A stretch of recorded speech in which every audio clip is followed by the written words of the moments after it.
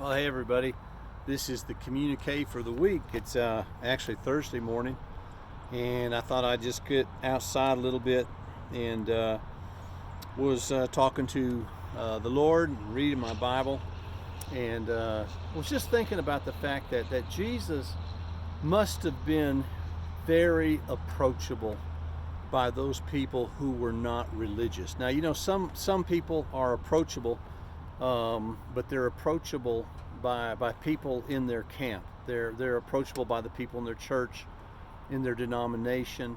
But you know, Jesus, really, the religious people didn't want to approach Jesus at all. They didn't like Jesus. But you know, when Jesus was out and about, non-religious people found him attractive.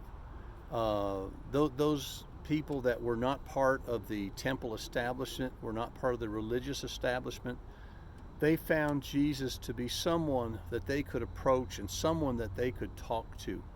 And it's interesting when you come to Luke chapter 15, verse 1, it says, "Now the tax collectors and sinners were all gathering around to hear him." They're all gathering around to hear Jesus. So these people that were considered the outcast by the religious community were the very ones who would flock to Jesus to hear what Jesus had to say.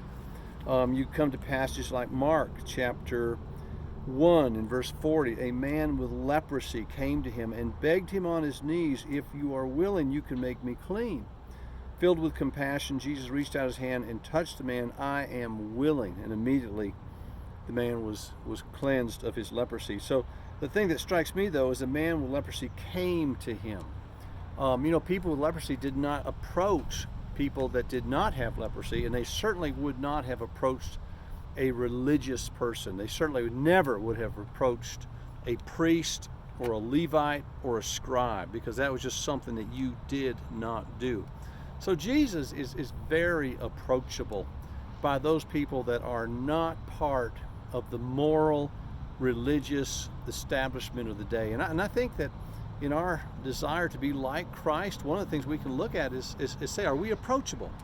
Now, sure, we're approachable by our friends, we're approachable by our family probably, but are we actually approachable by those people that really have no connection with Jesus whatsoever, no connection with church, no connection with religion? You know, and to be approachable, you know, you've kind of have to put out a demeanor that you desire to talk to people. You know, you kind of we put out vibes all the time. You know, when we're walking, when we're driving, when we're in a crowd, you know, we can make sure that no one approaches us, that no one comes near us. We just look away. We don't look at them. We certainly don't look friendly. We don't have a yes face. There's an old story about Thomas Jefferson, I believe, who he was on his horse and he was going to cross a river, and a man came up to him and singled him out from all the other men there and asked him if he could get a ride with him on the back of his horse. And so Thomas Jefferson asked him, "Well, why are you asking me? You could have asked any of these other guys for a ride." And he looked at Thomas Jefferson and he said, "Because you had a yes face." Well, you know, some people have yes faces. You know that you can approach them. You know that you can go up to them because their demeanor is inviting. And I think that's the way Jesus was. So I just want to challenge all of us to have an inviting, approachable demeanor in which we communicate with our body language and with our face and with our words, being friendly to people outside the church, that we are approachable, and that we invite them to come into our space, so to speak. And I know that presents challenges, but you know, as believers, we have the mission of going into this generation, our generation, and maybe you're an older generation or a younger generation, you've got your generation, that God expects you, He expects me to have an impact on our generation for the gospel. And part of that is being approachable by people who know nothing about Jesus Christ. So go out and this week try to make yourself maybe a little bit more approachable. Now, some of you are very approachable. You're very friendly. You're very outgoing. For some of us, it takes a little work. I'm more of an introvert, okay? I think of myself as a friendly introvert, but I'm not an extrovert. And I'm certainly not an extrovert really among, a lot of times among church people. I tend to be much more outgoing when I'm out in the world, to be honest with you. That's kind of a weird type of thing. But I find that I'm far more comfortable probably with unbelievers in trying to engage them with the gospel. That's more my niche. So I like to get out in the mornings and talk with homeless people. In fact, I met a man this morning named Todd, had a great conversation with him. Met another man named Oliver, and just had a great time talking with them, and especially with one of them about the things of the Lord. So anyway, let's try to be approachable. That's a challenge to me. It's a challenge to you, especially as we are working our way through our world. And perhaps God will use our approachability just as Jesus was used, because he was approachable. People felt they could come up to him and talk to him and engage him. And that's really a good thing. Now, as far as things going on in the church this week, we're going to be starting something new Sunday morning, 8:30. Sunday morning in the library, we're going to have a time of prayer. Jack Strid's going to go ahead and lead that, and so we just invite people to come and pray for our service Sunday morning. Again, be 8:30 to 8:45 in the library.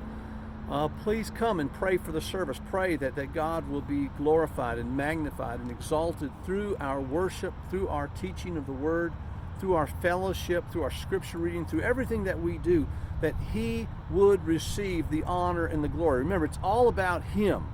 And then we are going to pray that God will touch souls, that he will use his word in our lives and in the lives of everyone that's there, that he'll use the music to draw people into a closer walk with himself. So you come and you pray. Awana is going great. The reports I'm getting are that the Awana ministry is just flying, and we're thankful for the kids that are coming. We're thankful for the workers, for the leaders, all those people that are coming in on Wednesdays from I think 4 to 6 or 5:30, right in that area, and they're just doing a great job. The ladies that are preparing meals for the kids and the workers, just thank you guys so much. Also, we're going to be talking about some new things that are going to be starting in the future. We're going to have a discovery class, which is going to be starting the first Sunday in October, and that will be like a Sunday school time, and that's going to be right after the morning service, and we'll meet for about an hour, 45 minutes to an hour. And we'll have the discovery class. Now, the discovery class is usually for new members or for those people that are considering membership at CFF. However, the elders and I feel like it would be good for all of us, especially for you guys that have been members for a long time, to go ahead and come back to that class and let's refresh some things. Let's go back to the foundation of who we are as a church and talk about those things. So we're going to actually ask that everybody in the church, as an adult, would come and be part of that class, and perhaps you've got some questions. Perhaps it would be a good refresher for you. So we're going to invite those people that are considering membership and those people that are already members to come into that class, and we'll be meeting for about 6 weeks, and then we will end and then begin probably Sunday school the first of the year. Also going to be beginning a Thursday night Bible study and prayer time, and we'll get more information about that out to you later. So a lot of stuff's happening. Be praying for us at the church, the leadership. Be praying for the elders, for me, for the leaders of ministries, and just know that you're being prayed for throughout the week. So God bless and have a great week.